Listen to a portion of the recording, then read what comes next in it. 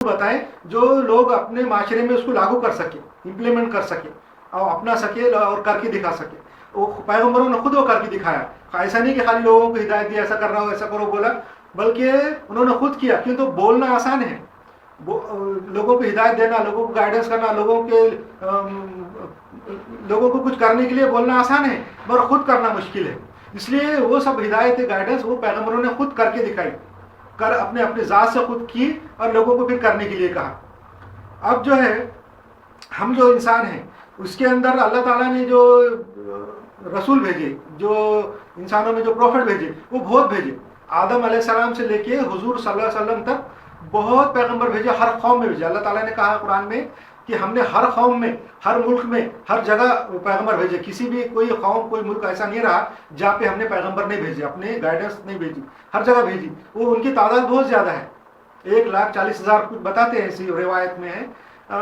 مگر وہ جو بھی تعداد ہے وہ سب اللہ کے پیغمبر تھے. اور جب وہ پیغمبر آتے تھے تو لوگ اعتراض کرتے تھے. جب ان کے جو اس زمانے میں، آج سے پہلے زمانے میں لوگ اعتراض کرتے تھے کہ یہ تو انسان ہے، ایک ہم میں سے ایک انسان آ گیا اور ہم کو گائیڈنس کر رہا ہے.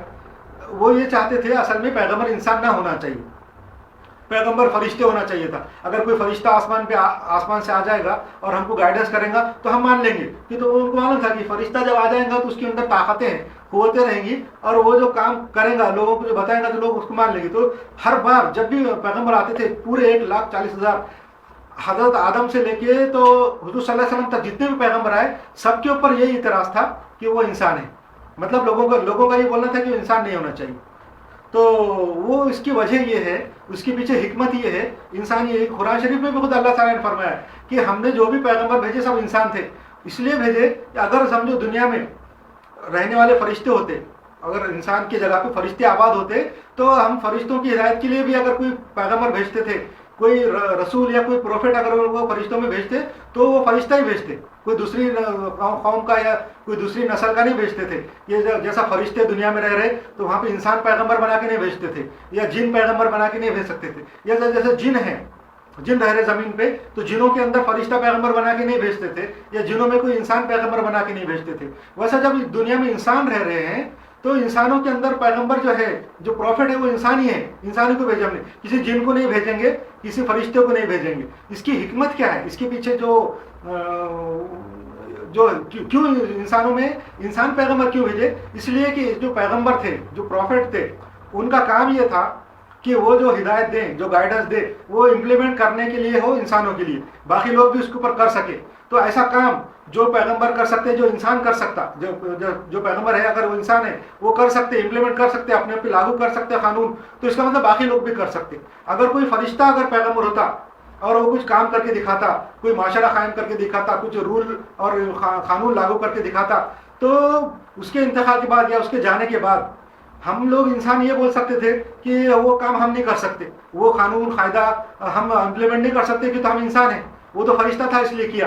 آج اگر فرض کرو ہمارے پیغمبر جو بھی ہے وہ سارے انسان نہیں ہوتے تو اللہ تعالیٰ کل قیامت کے دن ہم سے یہ نہیں پوچھے گا، نہیں پوچھ سکتا تھا کہ تم نے دین قائم کیوں نہیں کیے، دنیا میں اللہ کا نظام قائم کیوں نہیں کیے، دین کیوں نہیں قائم کیے، اپنے اوپر دین اللہ کا جو اللہ کی ہدایت ہے اس پہ کیوں نہیں چلے. تو ہم یہ بول سکتے تھے کہ ہمارے پیغمبر تو فرشتے تھے، انہوں نے جو کیا وہ ہم نہیں کر سکتے تھے، ہم انسان تھے اس لیے ہم دین قائم نہیں کیا.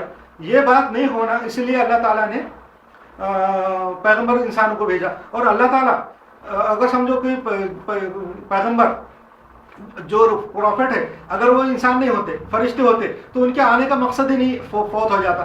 پیغمبروں کے آنے کا دنیا میں مقصد یہ ہے کہ وہ جو بھی گائیڈنس لائے، جو ہدایت لائے، اس پہ عمل ہو، اس پہ عمل کر سکے، لوگ عمل کر سکنا چاہیے، وہ خود بھی عمل کر سکنا چاہیے، دوسرے عوام اور پورا معاشرہ، پوری سوسائٹی کے لوگ اس پہ عمل کر سکے. یہ ان کا مقصد ہے. پیغمبروں کا مقصد یہ ہے کہ اللہ کی ہدایت کے اوپر پوری سوسائٹی عمل کر سکے انسانوں کی. تو اس کے لیے ایسا آدمی جو ہدایت کر رہا ہے وہ بھی انسان ہونا چاہیے تاکہ وہ امپلیمنٹ کر کے دکھائے، اور باقی لوگوں کے لیے بھی کوئی حجت باقی نہ رہے کہ ہم یہ نہیں کر سکتے بولنے کے لیے. اگر ایسا ہوتا، اللہ تعالیٰ اگر انسان کی جگہ پہ کوئی فرشتے کو پیغمبر بنا کے بھیجتا تو ہم لوگ بول سکتے تھے کہ ہم وہ کام نہیں کر سکتے، کیوں تو ہم تو انسان ہیں اور اس لیے ہم نے اللہ کا دین قائم نہیں کیا، ہم اللہ کا دین قائم نہیں کر سکتے، کیوں تو وہ جو کرنے والے تھے تو وہ تو انسان تھے ہی نہیں، وہ تو پیغمبر تھے. جیسا کہ کوئی مشین ہے، کوئی مشین کا کام ہم انسان نہیں کر سکتے، مشین کا کام مشین ہی کر سکتی.